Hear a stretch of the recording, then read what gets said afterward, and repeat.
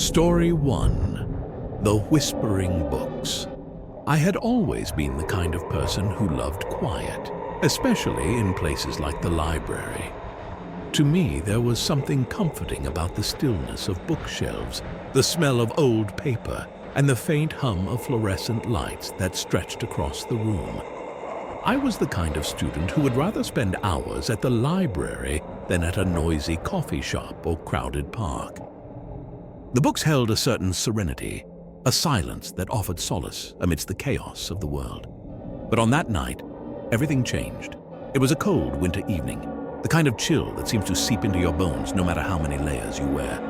The final bell had rung hours ago, and the school had emptied out. By now, I was used to being alone in the library late at night.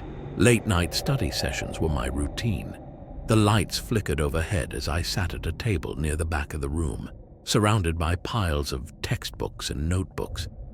My focus wavered from time to time, but I had a paper due in the morning, so I pushed through the growing fatigue.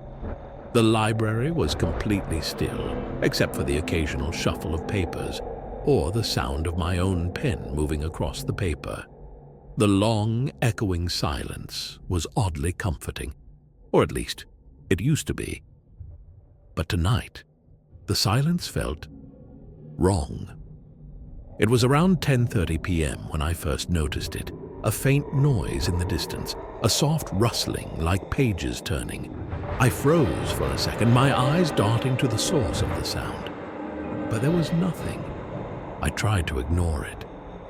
Just the air conditioning, I thought, trying to convince myself, but the noise continued. It was as if someone was flipping through books in the farthest corner of the room, out of sight. I shook my head and went back to my paper, trying to focus, but the sounds persisted, growing louder, almost synchronized. It was like someone was in the room with me, walking slowly between the aisles of books, picking them up, turning them over. The hairs on the back of my neck stood on end. Still, I told myself it was nothing. Some strange echo bouncing off the shelves. Then a chair scraped across the floor. The sound was unmistakable, sharp, unsettling. It sent a shiver down my spine. I turned around quickly, expecting to see someone standing behind me, but the aisle was empty, just rows and rows of bookshelves stretching into the dim shadows. I was alone, or so I thought. Panic began to creep up inside me. A tight feeling in my chest. The library was big, and I had never felt so isolated within its walls. Every part of the room seemed to have grown darker, the shadows more pronounced. I felt the cold air against my skin, colder than before. The hum of the lights overhead seemed to dim, and then, there it was again, a soft, almost imperceptible whisper. "Help. Me." The voice was barely audible, a ghost of a sound that seemed to swirl through the room, lingering in my ears. My heart raced. I stood up abruptly, my chair clattering to the floor as I turned around, wide-eyed, trying to find the source of the voice. But there was nothing. No one. I was utterly alone. I could feel the weight of the silence pressing down on me, growing heavier with each passing second. I took a deep breath, trying to calm myself. "It's nothing. It's just the wind," I told myself, though even I didn't believe it. I needed to get back to work, to focus, but my mind was too clouded, my thoughts running in circles. Then, as if to answer my thoughts, the whisper came again. "Help. Me." This time, it was clearer. I could feel it echo in my bones. A voice, deep and desperate. I scanned the room, my eyes darting between the rows of bookshelves. It was coming from the back corner. I wasn't sure why I felt compelled to go towards it, but I found my legs moving before I could think it through. The further I walked into the darker sections of the library, the colder it became. The walls felt like they were closing in, the air thick with an unsettling presence. I reached the far corner, and there, tucked away between the shelves, was a section I had never noticed before. The books were old, ancient-looking, their spines cracked and faded, as if they hadn't been touched in years. My curiosity gnawed at me, urging me to take a closer look. I reached for the nearest book, drawn to it like a magnet. Its leather cover was cold to the touch, the symbols embossed on the surface barely visible under the layer of dust. Something about it felt wrong, as if it didn't belong here. But I opened it anyway. The moment I did, a chill swept through me, more intense than before. The pages inside were filled with strange writing, letters that didn't belong to any language I recognized.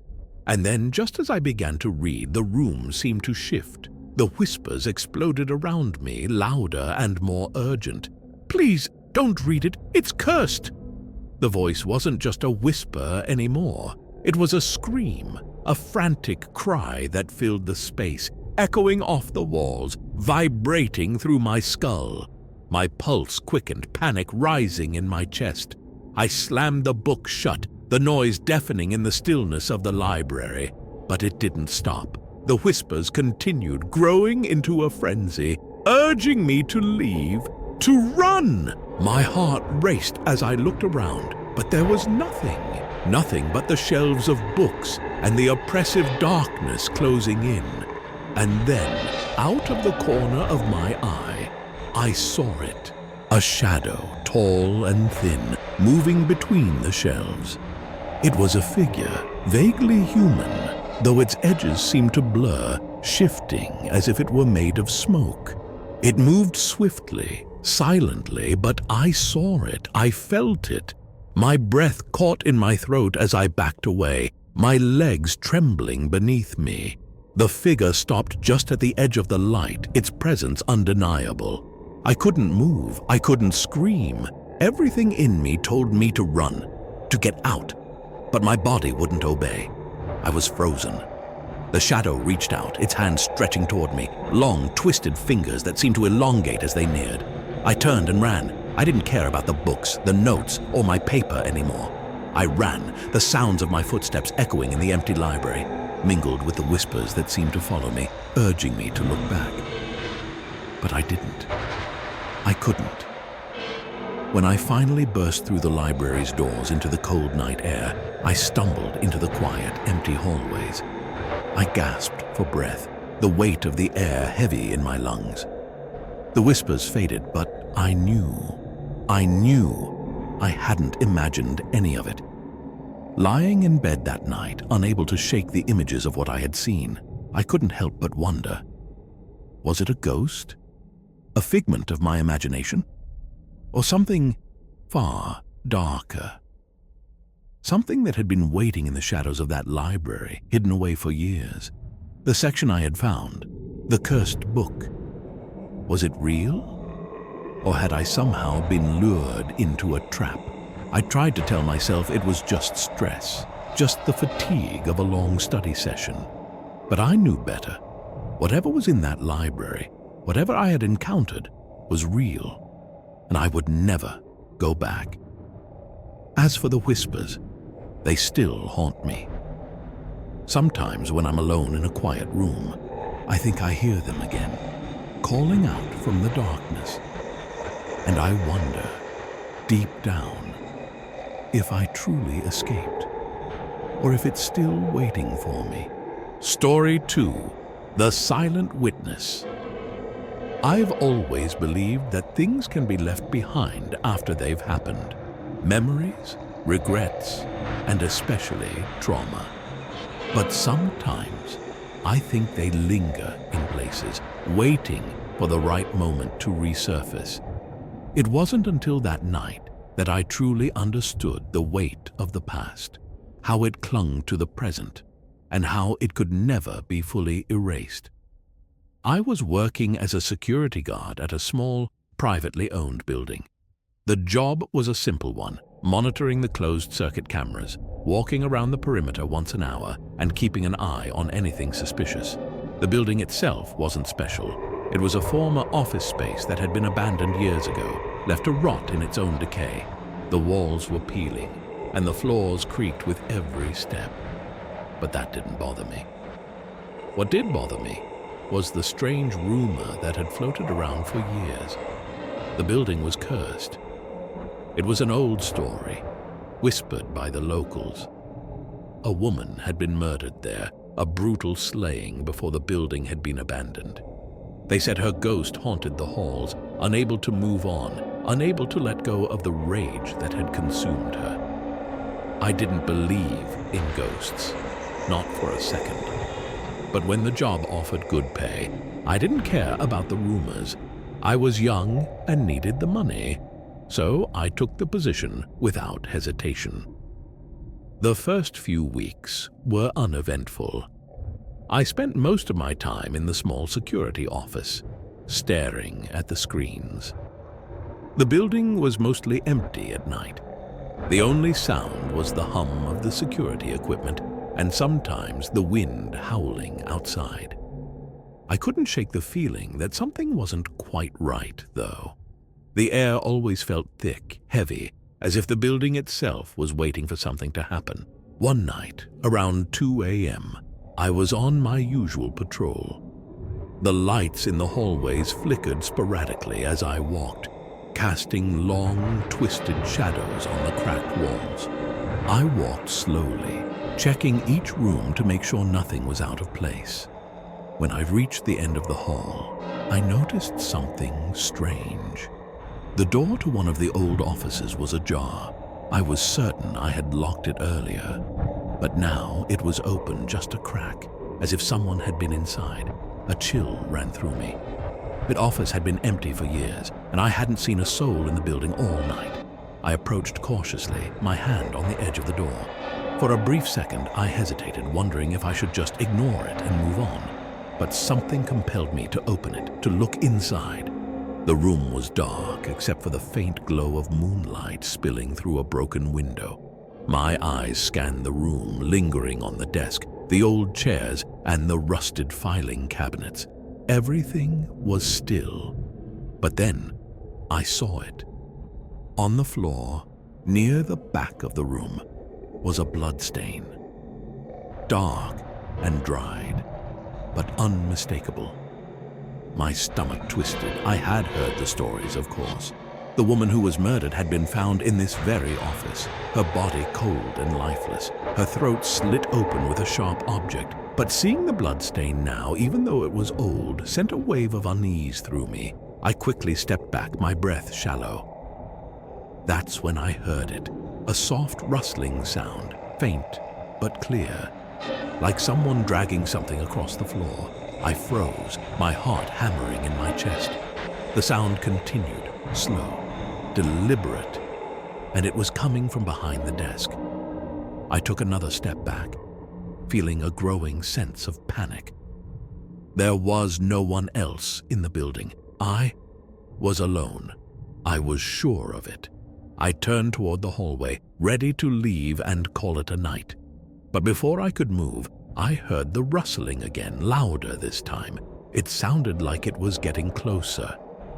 A cold draft swept through the room, making my skin prickle with goosebumps. And then from behind the desk, I saw it, a figure, a silhouette, barely visible in the darkness. At first I thought it was just my eyes playing tricks on me, but as I blinked, the figure became clearer. It was a woman, dressed in white, her hair falling around her face in wild, disheveled strands. She was crouched, slowly dragging herself across the floor. Her movements were jerky, unnatural, like a marionette on a string. I couldn't move. I couldn't scream. I was frozen in place as she slowly turned her head toward me, her eyes wide and empty. There was something wrong with them, something hollow, as though she wasn't alive. A cold dread crawled up my spine. My feet felt rooted to the ground, my legs refusing to move. The woman's lips parted and her voice came out in a raspy, hoarse whisper. "Help me!" The words were barely a breath, but they cut through the air like a knife.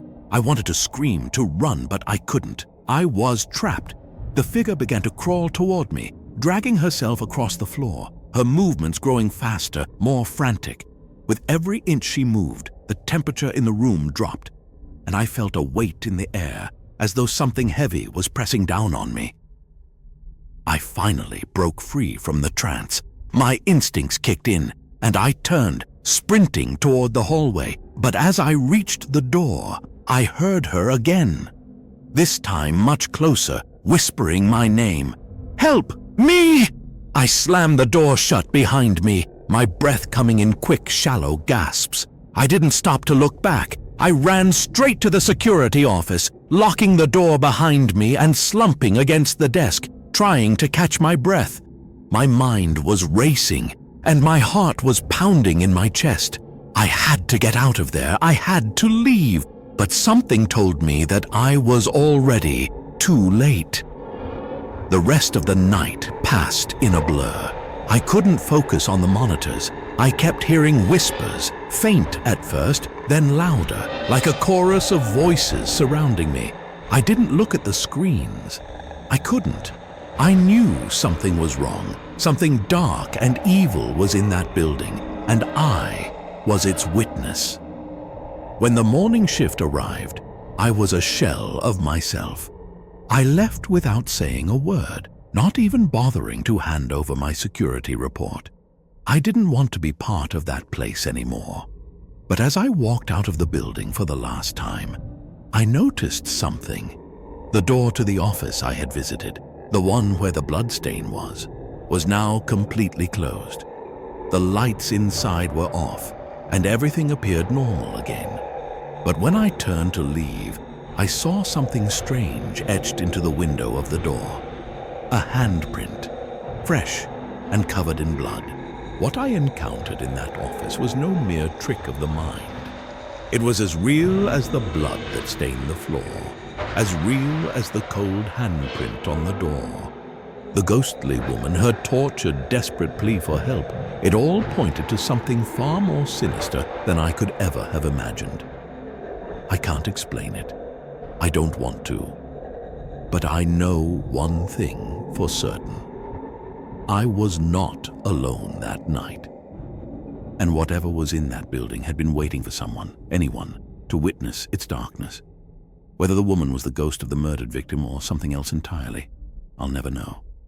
But as I left that night, I couldn't shake the feeling that I had only seen a fragment of the horror that lingered in that cursed place. What do you think happened? Was it simply a haunting? Or was something far darker at play? Something that had been waiting for me? Story 3. The Whispering Walls. It was during my sophomore year of college that I first heard about the old abandoned dormitory on the edge of campus. The building had been left to rot for years, the windows boarded up and the doors sealed shut. Most people believed it was unsafe, cursed, or just a relic of the past that no one cared about anymore. But for some reason, I felt an inexplicable pull toward it. Maybe it was the rumors, or perhaps the thrill of defying the unknown. Regardless, I couldn't resist the urge to explore it. The dormitory was tucked away behind a dense thicket of trees, isolated from the rest of the campus. It was a place few ventured to, and even fewer dared speak of. The history of the building was clouded in mystery. According to the few students who dared to gossip about it, several students had gone missing over the years. It was said that the last student to live in the dorm had vanished without a trace, leaving behind only a cryptic note, something about voices in the walls. I didn't buy into the ghost stories. After all, I had never been one for supernatural phenomena. But still, the stories lingered in the back of my mind, lingering like a shadow that wouldn't quite leave. One autumn evening, with a group of friends, I decided to take a trip to the building. It was already dark, the moon hanging high in the sky. We made our way through the dense trees, the leaves crunching underfoot as we approached the decaying structure. The building loomed in front of us, its jagged edges and broken windows giving it an eerie, ghostly appearance. Despite the chill that ran down my spine, I pushed forward. We found a gap between the boards and squeezed through, entering the building with nothing but the dim light of our phones. The air inside was thick, musty with age and abandonment. As we walked through the silent halls, the floors creaked with each step, the sound echoing in the oppressive silence. We reached the central hallway, the one where all the rumors were centered. Some said this was the place where the last student had heard the voices in the walls. The stories described a low, constant whisper that seemed to come from everywhere, but no one could pinpoint its source. As we stood in the hallway, our phones flickering in the dim light, I felt an odd sensation in the pit of my stomach. The silence was too heavy. It felt like we weren't alone. I turned to my friends, but none of them seemed to notice. They were too busy snapping pictures, joking about how creepy the place was. But deep down, I knew something was off. That's when I heard it, a soft murmur. At first, I thought it was the wind, or maybe the building settling. But then it came again. Faint at first, then louder. It sounded like whispers just out of reach, as though someone was speaking in hushed tones right behind me. But when I turned, no one was there. "Did you hear that?" I whispered to my friend Sarah, who was standing closest to me. She looked at me, her eyes wide. "What are you talking about?" Before I could respond, the murmur grew louder, more distinct. It was coming from the walls. The walls themselves seemed to hum with the sound, as if they were alive, pulsing with some unseen force. My heart raced as I took a step back. The air grew colder, and the temperature in the room seemed to drop. "Okay, let's go," I said, my voice shaking. But my friends were still laughing, oblivious to the growing sense of dread that was filling the air. They didn't hear it, but I did. And I couldn't shake the feeling that the whispers were directed at me. As we ventured further down the hall, I felt like the walls themselves were closing in on me. Each step seemed to echo louder, more menacing. The whispers followed us, swirling around in the shadows. I could hear words now, but they didn't make sense. A jumble of voices layered on top of one another, like a conversation that had been interrupted and never picked back up. Suddenly, one of my friends, Tom, stopped in front of a door at the end of the hallway. He pushed it open with a creak that sounded like a scream in the stillness of the night. "Hey, check this out," he called. "It's like a storage closet, but look at this." I walked over to him, cautiously. The room was small, filled with boxes and old furniture. But the strange part was the wall. At the far end of the room, the plaster had cracked, revealing something that looked almost like a doorway, but it was covered in thick, dark grime, as though it had been sealed off for years. The whispers grew louder. Tom was already halfway toward the strange crack in the wall, his curiosity taking the best of him. "This is weird, right?" he said as he reached out to touch the grime. Before he could lay a finger on it, I grabbed his arm. "Tom, don't!" My voice was shaky now. There was something wrong about it. I couldn't put my finger on it, but I felt like something terrible was about to happen. "Why not?" he laughed. "It's just a wall." That's when the whispers intensified, a chorus of voices screaming in unison. My heart pounded in my chest as the air grew thick and suffocating. The temperature dropped so low that I could see my breath in the air. Then, in an instant, the door to the room slammed shut. We all jumped back in fear, but the door wouldn't budge. Tom tried to force it open, but it was as if something was holding it shut from the inside. The whispers were deafening now, a continuous scream that filled the room. I could hear something else too, something that made my blood run cold. A deep, guttural growl, like something alive, something ancient, had just woken up. That's when I saw it. Behind the cracked wall, a pair of eyes appeared. The eyes were dark, hollow, and completely lifeless. They were staring at us, unblinking, unfeeling. And they weren't human. "Get out of here!" I screamed. "Now!" We ran for the door, pushing and shoving, until it finally burst open. As we fled down the hallway, the whispers followed us, fading into the distance. I don't know how we got out of that building, but we did. We didn't look back.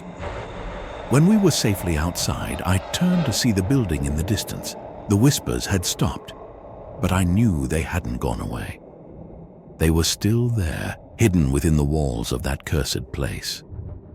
The question remains, what happened in that dormitory?